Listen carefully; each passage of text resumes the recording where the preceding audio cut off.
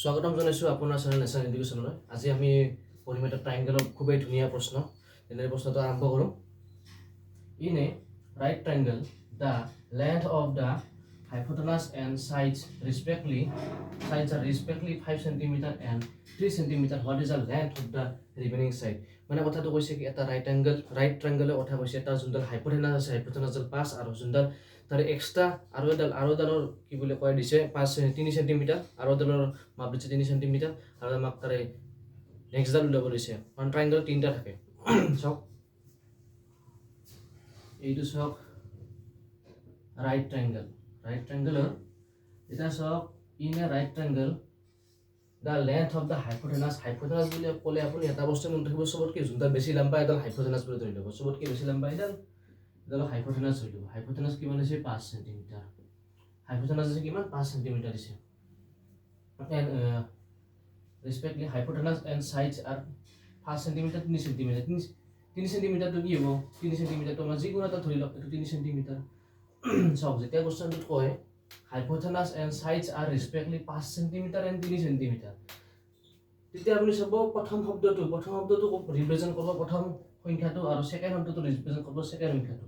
যিহেতু এতিয়া আমাৰ হাইপোটেনাছ ওলাই গ'ল আৰু এডাল আদাৰ চাইড 3 সেণ্টিমিটাৰ। এতিয়া আমি ফাইণ্ড আউট কৰিব লাগে ইডাল।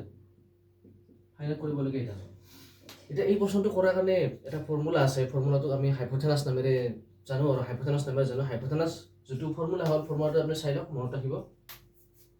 একো নাই, নৰ্মেল যিডাল চবতকৈ বেছি লম্বা সেইডাল স্কুৱেৰ কৰি দিয়ক। হাইপোটেনাছ স্কুৱেৰ ইজুকেল দুটা চাইড আছে নহয়, আৰু সেই দুটা স্কুৱেৰ বুলি লিখি দিয়ক। তিনিটা চাইড থাকে, এটা ত্ৰিভুজত তিনিটা চাইড থাকে।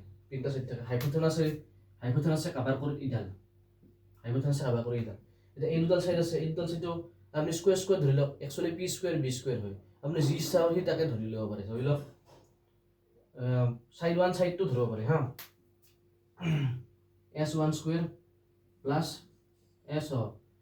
S1 স্কুৱেৰ S2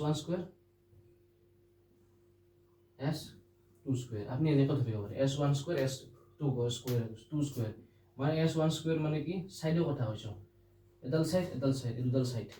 এটা চিম্পলি আপুনি বহাই দিয়ক। চাওক হাইপোটেনাছ স্কুৱেৰ কিমান আছে? হাইপোটেনাছ 5 সেণ্টিমিটাৰৰ কথা কৈছে। 5 সেণ্টিমিটাৰ স্কুৱেৰ। চাইড 1 কি 3 স্কুৱেৰ প্লাছ চাইড 2 ৰৈ গ'ল। চাইড 2 স্কুৱেৰ, চাইড 2 ৰৈ গ'ল। এতিয়া চাওক নৰ্মেলি চাওক যিটো আখৰ থাকে আখৰবিলাক আমি এক চাইড আনিব লাগে। চ' এতিয়া যদি আমি চাইড 2 স্কুৱেৰটো যদি ইয়াত লিখি লওঁ, তেনেহ'লে কি হ'ব? এতিয়া 5 গুণ 3 গুণ 9। 5টো প্ৰথমতে ৰাখিব নালাগে। যেতিয়া ইফালে যিটো আছে প্ৰথমতে সেইটো লওক।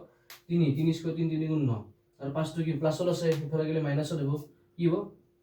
5 গুণ 25 25। এতিয়া চাওক একদম নৰ্মেল হৈ গৈছে। 25ৰ পৰা 9 গ'লে কিমান হ'ব? 25ৰ পৰা যদি 9 যায়, 25 25 9 10 11 12 13 14 15 মানে কি 6 16। মানে S2 স্কুৱেৰ কিমান হ'ল? 16। S2 স্কুৱেৰ 16 হয়। এতিয়া যদি আমি S2 টো যদি ইফালে ৰাখি থৈ দিওঁ, স্কুৱেৰটো যদি ইফালে যদি লৈ আহোঁ, এতিয়া কিমান হ'ব? S2 কি 4 গুণ 16। ইয়াৰ এনচাৰটো হ'ব 4।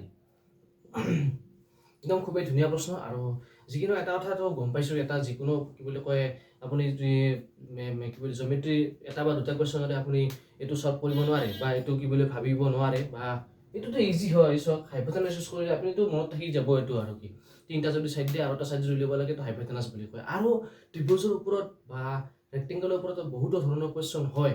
আমি সেই গোটেইবোৰ কুৱেশ্যন লগাই কিনে এটা ভিডিঅ' বনাম বুলি মই ভাবিছোঁ। তেনেহ'লে সেই ভিডিঅ'টো কমচে কমটো নেক্সট সপ্তাহত আহিব লাগে। কাৰণ সেনেকৈ আৰম্ভ হোৱাৰ লগে লগে তেনেকুৱা চিৰিজে আৰম্ভ হৈ যাব। প্ৰথমতে ধৰি লওক এটা চেভ অপাৰেশ্যন, 2 নম্বৰতে জামেট্ৰি আহিব, 3 নম্বৰতে কি বুলি কয় এইটো পাৰ্চেণ্টেজ আহিব, 4 নম্বৰতে প্ৰফিট এণ্ড লছ আহিব। তেনেকৈ সেই ধৰণে আমি এইটো আগুৱাই লৈ যাই থাকিম বুলি ভাবিছোঁ। চেনেলটো লাইক কমেণ্ট ছাবস্ক্ৰাইব কৰিব আৰু শ্বেয়াৰ কৰিব নাপাহৰিব। আজিলৈ ইমানতে, ধন্যবাদ। আৰু যদি কিবা বুজি পোৱা নাই কিবা এটা পইণ্ট, তেনেহ'লে কমেণ্ট কৰি জনাব। আজিলৈ ইমান, ধন্যবাদ।